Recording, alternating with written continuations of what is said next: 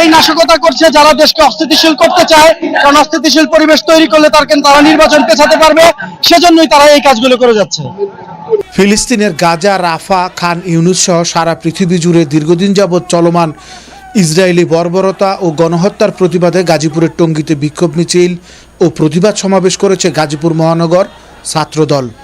মঙ্গলবার দুপুরে ঢাকা ময়মনসিংহ মহাসড়কের টঙ্গী অঞ্চলের চেরাগালী মার্কেট এলাকা থেকে মিছিলটি শুরু হয়ে শহরের গুরুত্বপূর্ণ স্থান প্রদক্ষিণ করে টঙ্গী সরকারি কলেজের সামনে গিয়ে সংক্ষিপ্ত সমাবেশের মাধ্যমে তা শেষ হয়।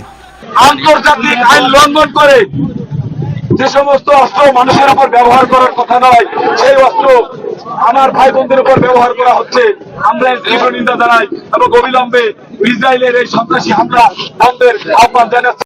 এ সময় উপস্থিত ছিলেন কেন্দ্রীয় ছাত্রদলের সহসভাপতি HM আবু জাফর, যুগ্ম সাধারণ সম্পাদক এনামুল হক এনাম, গাজীপুর মহানগর ছাত্রদলের সভাপতি রোহানুজ্জামান শুক্কুর, সাধারণ সম্পাদক মাহমুদুল হাসান মিরন সহ অনেকেই। তবে সবচেয়ে ভালো একটা যে বিষয়, বাংলাদেশ জাতীয়তাবাদী ছাত্রদল বাংলাদেশের সকল নেতৃবৃন্দের বাইরে গিয়ে একদিন পরে এই কর্মসূচিটা ঘোষণা করেছে।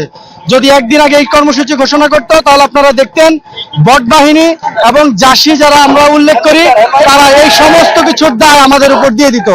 আপনারা দেখেন আজকে সমগ্র বাংলাদেশেই কিন্তু বাংলাদেশ জাতীয়তাবাদী ছাত্রদল মিছিল করেছে।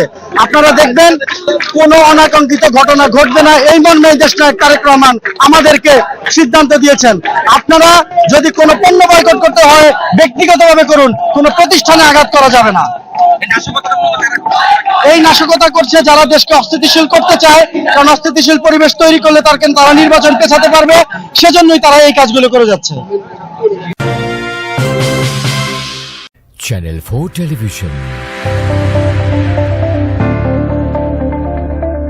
4G মোবাইল নেটওয়ার্কের সাথে প্রযুক্তি মিলিয়ে চলছে আমাদের পরীক্ষামূলক সম্প্রচার। আইন মেনে প্রযুক্তি প্রয়োগে আপনিও একজন সুনাগরিকের ভূমিকা পালন করুন, আমাদের সাথেই থাকুন। Channel 4 television, a house of quality IPTV production.